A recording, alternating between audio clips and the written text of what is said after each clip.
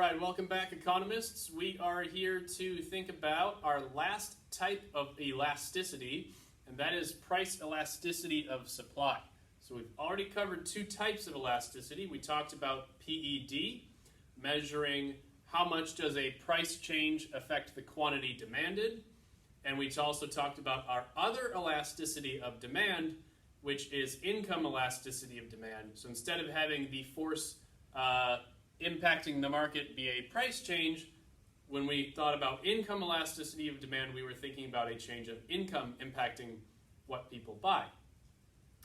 We're going to switch gears a little bit for this topic, and we're going to think about things not as an elasticity of demand, as in thinking about what is the impact to the consumer, but in this case, we're going to think about what is the impact to the producer. So the price elasticity of supply, like our formula shows up there, is we have quantity supplied, how much is made, as the numerator, and we're considering how does a price change affect how much producers make. So when we talked about YED, we really didn't mess around with slope all that much. There's not much to think about in terms of slope. We did think a lot about slope when we talked about PED, and kind of a similar idea here. We're going to have varying slopes with our supply curves here when we're thinking about PES. So what determines whether or not a producer is going to respond to a price change, right? If we think about the law of supply, we know that the law of supply states that as the price rises, so does the quantity supplied. Producers are incentivized to make more goods and services at higher prices because it's simple, they can make more revenue at higher prices. But sometimes producers will be very responsive to a change in price. They will be very elastic.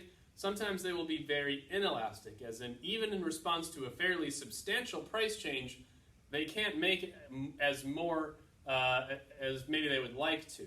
There's limitations to how much they can make. So some things that determine whether or not something will be inelastic versus elastic, probably first of all is time. How long does it take to make the product? If that thing takes a really long time to make, right, like if you've ever seen a cruise ship get built, that is a months and months project that's going to take a really long time. Or like a skyscraper takes a really long time, whereas some things that are maybe made along an assembly line and you can churn out a bunch of them really fast, those things are more likely going to have elastic supply, where the producer can make more of them easily if they wanted to. So the next one there is how flexible or how mobile are your factors of production. Some pieces of machinery and some pieces of capital can be switched and they can make something new fairly easily, while other pieces of machinery and pieces of capital are quite specialized. So if you may have heard in the news that a lot of automobile manufacturers during the time of the coronavirus pandemic, when things were getting really bad and we were sort of worried about running out of ventilators, a lot of automobile manufacturers transitioned to making ventilators, and they were able to do that quite quickly because their factors of production and their capital translated pretty easily. They're used to making cars, which are a very complex thing, and making a ventilator was a lot less complicated. Now, in the case of the SpaceX rockets, which I'm going to talk you through here, if you are SpaceX and you are building a rocket, look, I'm not a rocket scientist, but I'm pretty sure that the factors of production that SpaceX is dealing with, they're probably only used to making rockets. They can't really be used in transition to making other stuff, and even people that work at SpaceX are rocket scientists. That's their background, right? They probably wouldn't be good at trying to make something else all of a sudden, right? So how specialized are your factors of production? Can you switch them over to making something else quickly? So an example here of something that might be elastic in that way might be like a dairy farmer. They probably switched from making milk to making cheese pretty easily. Process is quite similar. The factors of production that you need are quite similar as well. You also saw this one during maybe the recovery stage of their coronavirus stuff, is what is the unused capacity of a business? There were a lot of business shutdowns during the coronavirus pandemic, and a lot of businesses, as a result, they had unused factors of production. They had workers that were furloughed. Their actual plants and their offices and their restaurants and the buildings were not being used, but they were available, or they had unused capital and machinery just sitting around. So that is why the recovery here from the coronavirus pandemic has been quite quick, is there's a lot of unused capacity, right? A lot of these businesses can produce more quite quickly because all of their factors of production are not really scarce. Now, some goods that we can produce can store for a long time. Think about like potatoes or wine. You can store that stuff for a long time. And often what producers will do is they will stock up on things that they can store and then just release those things if they can get a good price.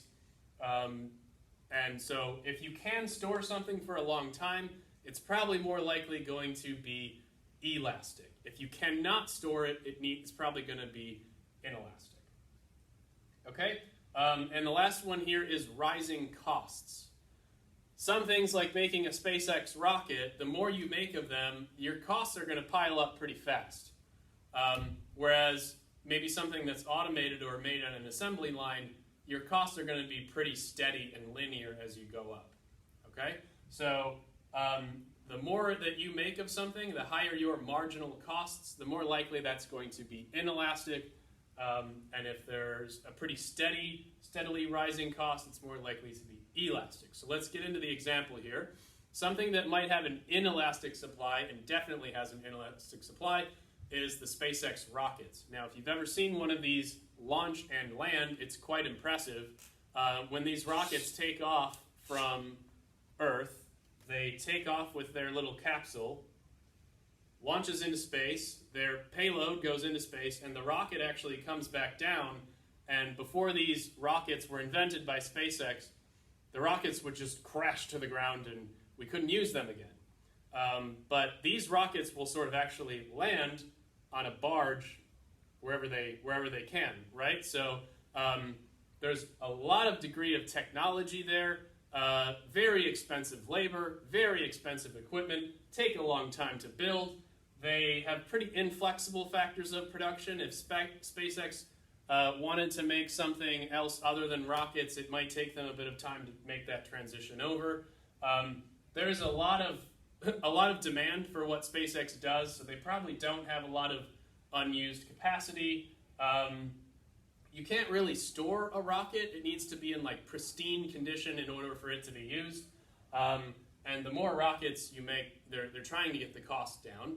But as for now, SpaceX has pretty high costs as a business. So this is no insult to Elon Musk, but probably the supply curve for the moment for the rockets that SpaceX produces is pretty inelastic.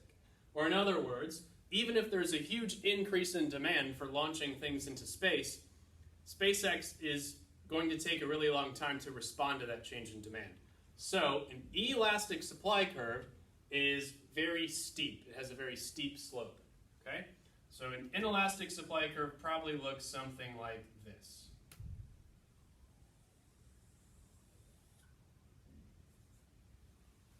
Okay, so even in response to a pretty substantial change in price, SpaceX is not going to be able to make more rockets straight away. So let's say SpaceX had a pretty healthy increase in demand, which they are a very popular product. Businesses have to wait in line for several months to launch something into space, right? So let's say even in response to a change in demand, there's going to be a larger price change here, then there will be a change in quantity supply. So we have a pretty large price change and a proportionately smaller quantity change. So even when there's a very large price change, as of the moment, SpaceX is not able to make more rockets. Now, what will probably happen if Elon Musk's prediction about these rockets comes true, is that over time, this supply curve will probably start to flatten out, right? Because these rockets are reusable. It's just there's a lot of high startup costs for now, okay? So inelastic supply, very steep supply curve, and even with a fairly substantial change in price here, there's a very small change in quantity demanded. Quantity supplied, rather. Okay? So let's get into something that has an elastic supply. Let's say the company BIC. They make both mechanical pencils and they also make pens. Now, let's say the price for pens goes down. We would expect BIC to make fewer pens because the law of supply, right? But let's say the price of pencils goes up. There's been an increase in demand for pencils for whatever reason. Let's just stick with the example here, right?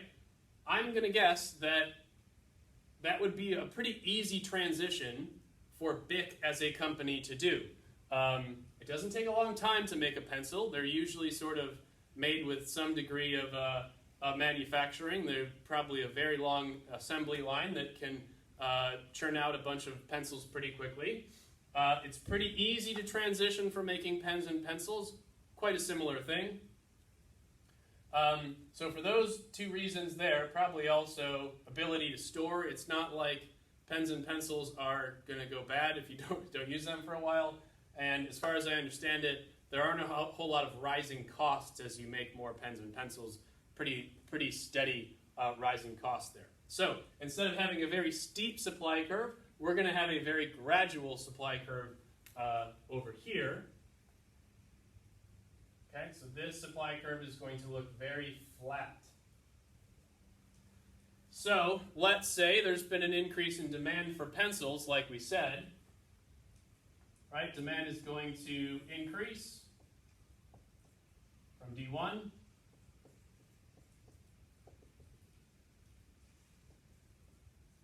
So you might be able to see it now.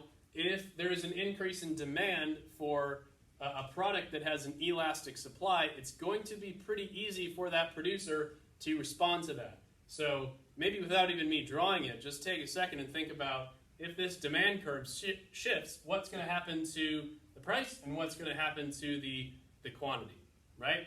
So you should be able to sort out that the price change will be quite small, whereas the change in the quantity supplied here will be much larger than that, right? So let's say there's an increase in demand for pencils.